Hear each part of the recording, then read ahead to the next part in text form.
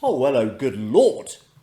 This ultimate guide to question 3 from the OCR GCSE English Language Paper 1 will show you exactly what you need to do in order to get full marks.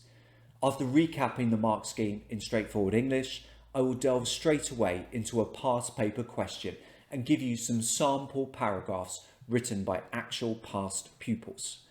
I'll get you to ponder them. What do they do well? What do they need to do better? I'll then conclude with my own response, which I'll analyse in relation to the mark scheme and explain why it would achieve full marks. So come on then, let's get you higher marks for OCR GCSE English Language Paper 1, Question 3. This is Schofield on Shakespeare.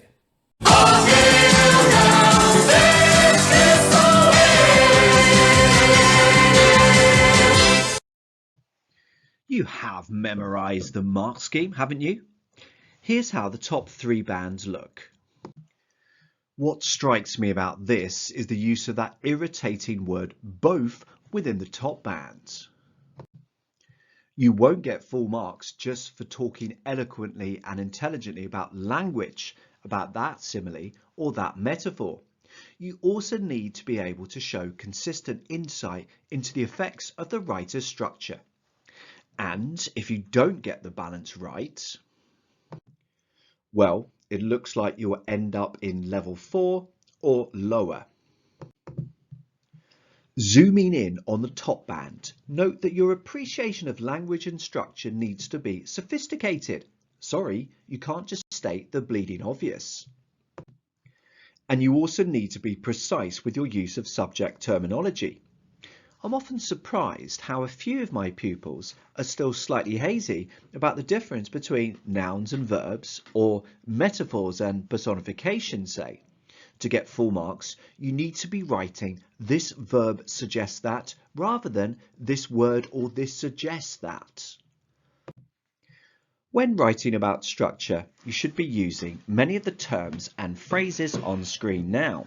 Press pause if you would like to write these down. This video will resume in 5 seconds time.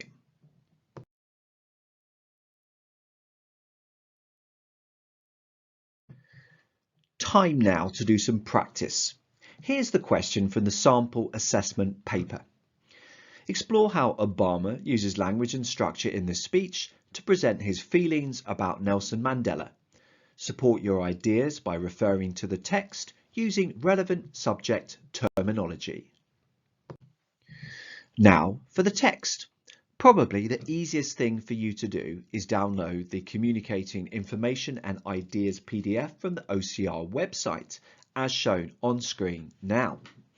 However, I will also display the text on individual slides within this video, which will proceed at 5-second intervals in case you would prefer to read the text this way. Either way, get reading.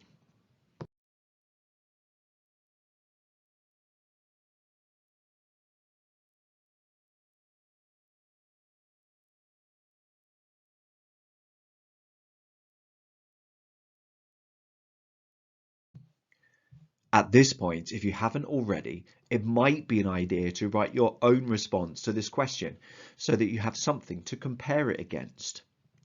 It can be tricky estimating timings for individual sections, but it's worth noting that you have 2 hours for the full exam and there are a total of 80 marks available.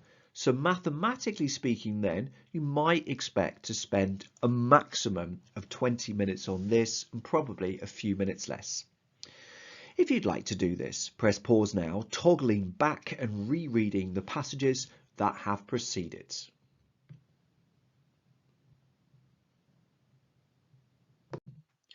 Before looking at some pupil responses and my own, a reminder of that mark scheme.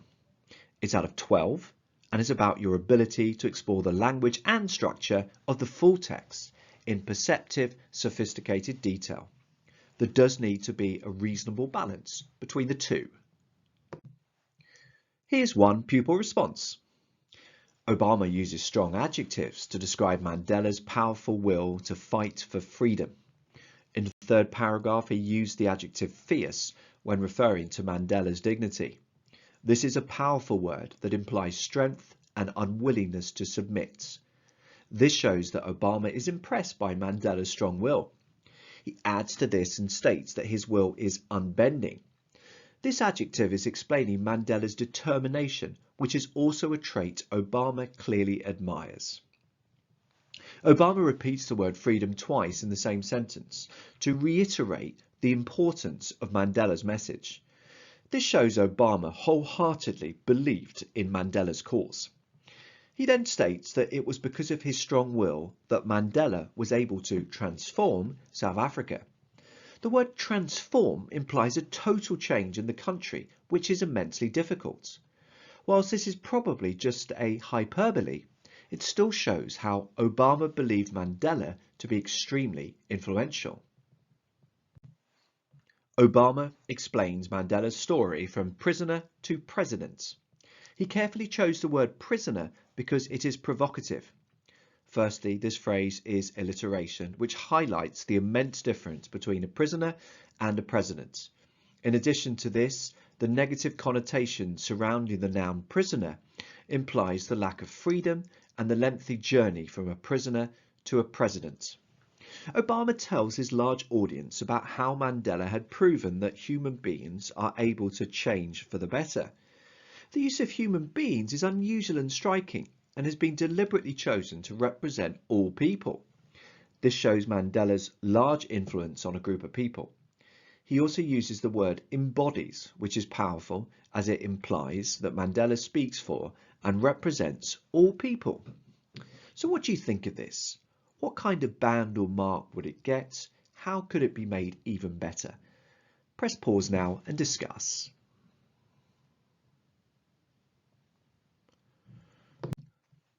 Some thoughts. Well, we can see very early on the accurate use of subject terminology. Fierce is accurately referred to as a strong adjective. There is also some developed insight into the effect of language when the pupil explains that fierce implies strength and unwillingness to submit. Whilst I'm slightly puzzled by the suggestion that the idea that Mandela was able to transform South Africa is probably just hyperbole, he clearly had an enormous impact, as the text confirms. The response continues with some decent analysis of language and use of subject terminology. For example, the reference to alliteration with the P sounds highlighting the extraordinary difference between a prisoner and a president.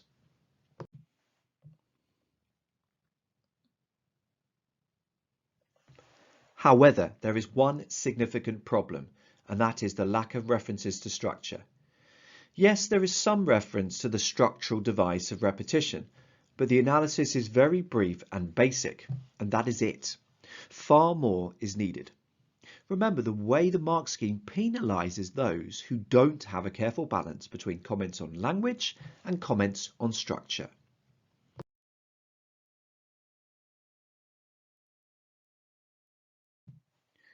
Here's a second past pupil response. Obama's first paragraph of the speech uses a direct quotation from Mandela to emphasise how he values Mandela's ideals and how he respects Mandela's passion.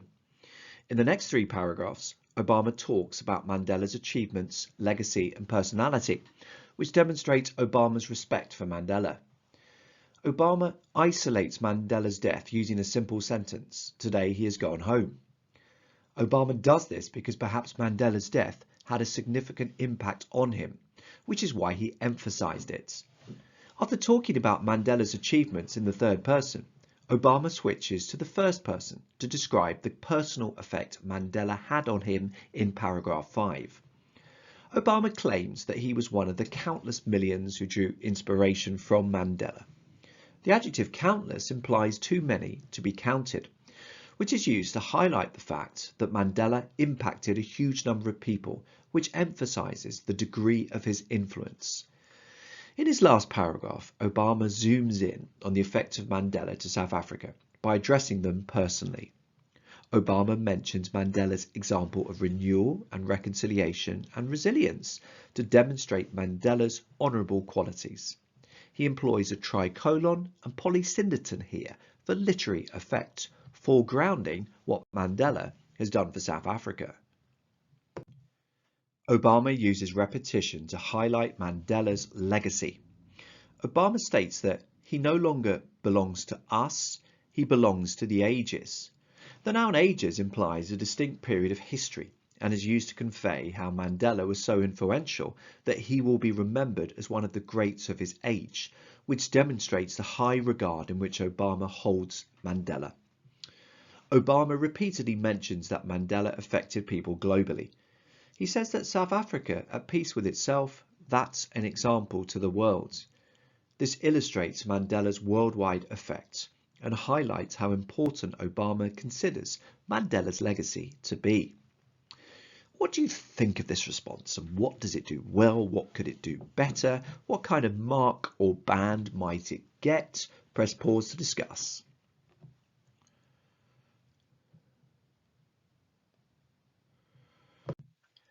Some thoughts. Well, we clearly have some attempt to explore the structure of the passage as shown by the paragraph level summaries, indicating the writer's shift in focus. There is also the reference to Obama zooming in on the effect of Mandela to South Africa by addressing them personally. There is some accurate subject terminology, simple sentence, adjective, tricolon, and, showing off a bit here, polysyndeton.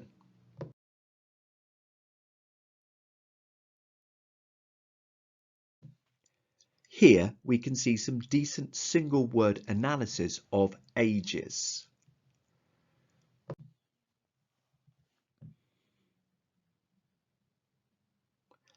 However, is there a sense that the analysis of structure is a little superficial?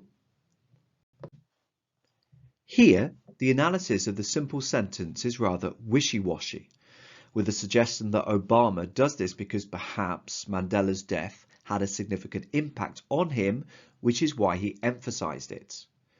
Maybe this would work better.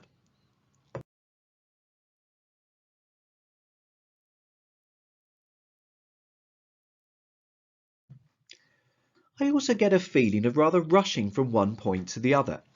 For instance, the nouns renewal and reconciliation and resilience are all grouped together as simply honourable qualities. This is not sophisticated or perceptive appreciation of language, and there is even a hint of the dreaded feature spotting.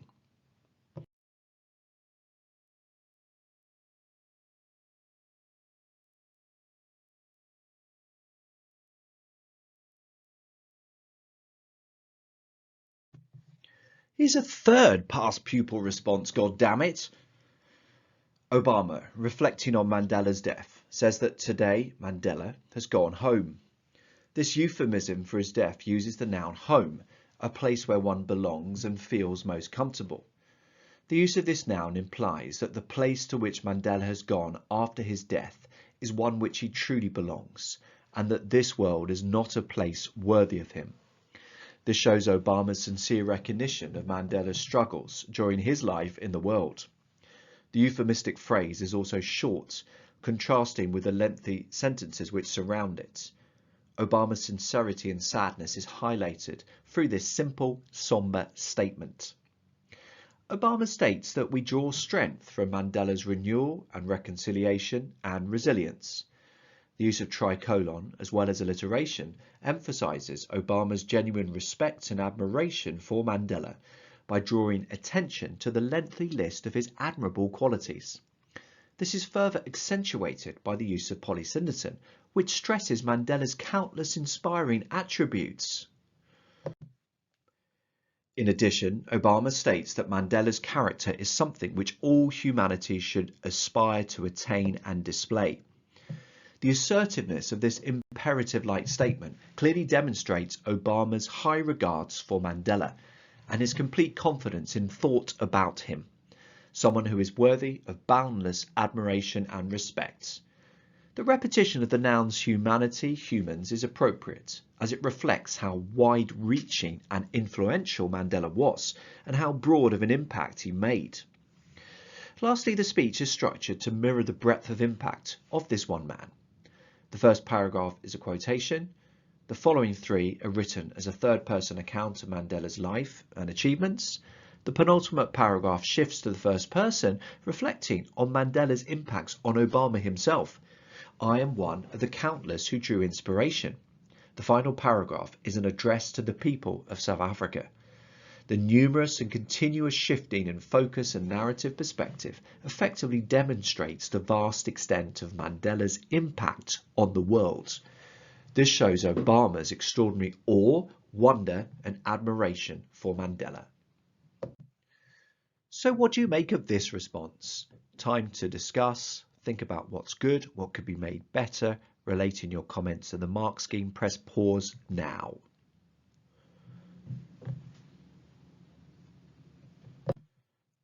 Some of this response is very good indeed.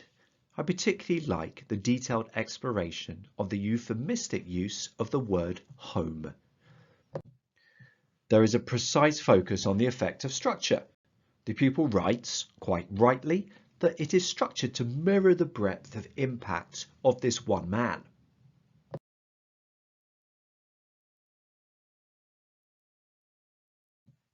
However, as with another response, I would have preferred some individual delving into the meaning and effect of words such as renewal, reconciliation, resilience. There is more to say about these words than just that they are countless and inspiring attributes.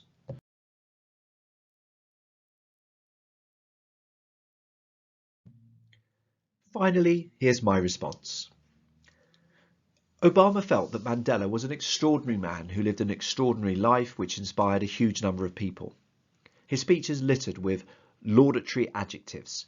He was one of the most influential, courageous and profoundly good human beings that any of us will share time with. The implication here is that he had an enormous impact on others, was brave beyond belief, and also managed to retain great moral integrity, with all points emphasised by the use of the superlative form. However, the use of the phrase share time with also implies Mandela's humanity. He was someone that ordinary people would have enjoyed being with. Obama also felt that in some ways Mandela transcended humanity. This is seen in the end of paragraph 2, when he declares that he no longer belongs to us, he belongs to the ages. This suggests that Mandela will go down in history as someone of immeasurable significance, whilst the use of the first person plural pronoun us implies that he was viewed as someone personal and precious to the world as a whole. In spite of his greatness, Obama was also clearly impressed by Mandela's humility, hence his decision to quote Mandela's suggestion that he could only be a saint if this was defined as a sinner who keeps on trying. The use of sibilant antithesis is striking. A saint is seen as perfect in the eyes of God, whereas sinners continually transgress. Mandela's positioning himself with those who cannot prevent themselves making mistakes once again makes him easier to identify with, in spite of the fact that he became a president, a key quality admired by Obama. Obama's speech is structured in order to show his admiration for the scope of Mandela's impact upon the world. Within the first paragraph, he quotes Mandela directly, speaking as a prisoner, before moving in subsequent paragraphs to talk about his journey from prison to become president, as well as his humanity. In the penultimate paragraph, he shifts to the first person to show how he has personally been inspired amongst the countless millions before addressing South Africa. Thus, the structure gives a sense of Obama's admiration for Mandela's noble response to imprisonment, the values that he espoused, and the legacy he left South Africa in particular. However, there are also moments when Obama structures the speech in order to emphasize key ideas. For instance, the sentence, "Today he has gone home," is simple and deliberately short in order to allow a pause for reflection at the magnitude of Mandela's death. And note also the euphemistic use of the word home to indicate died, in order to soften the effect and imply that the great man has gone to heaven where he belongs. It is also notable that he sometimes refers to Mandela by his family name of Madiba. This once again shows his affection for the great man and emphasizes that he has genuinely felt a personal connection with him and thus mourns him deeply. How does this response match the criteria within the mark scheme? Well, note from the very word go that I am demonstrating a sophisticated appreciation of how the writer has used language by exploring the meaning and effects of the laudatory adjectives influential, courageous and good in detail. There is also the precisely selected and integrated subject terminology, seen here in the use of the terms adjectives and the superlative form. Note the more sophisticated, more specific point making, seen here with the paragraph opening which states that in some ways Mandela transcended humanity. I don't just state the obvious, i.e. that he admired him very much. I try to delve more deeply. And, of course, there is the detailed exploration of structure, which is as consistent and detailed as my exploration of language. So what's required to get the full 12 marks on question 3 from paper 1? Well, those examiners are looking for insight into both language and structure. Reject the latter at your peril. They're looking for you to be specific and accurate with subject terminology. So for God's sake, make sure you know your nouns from your verbs, your compound sentences from your complex ones, and your similes from your metaphors. Best of luck, and thank you for watching Schofield on Shakespeare.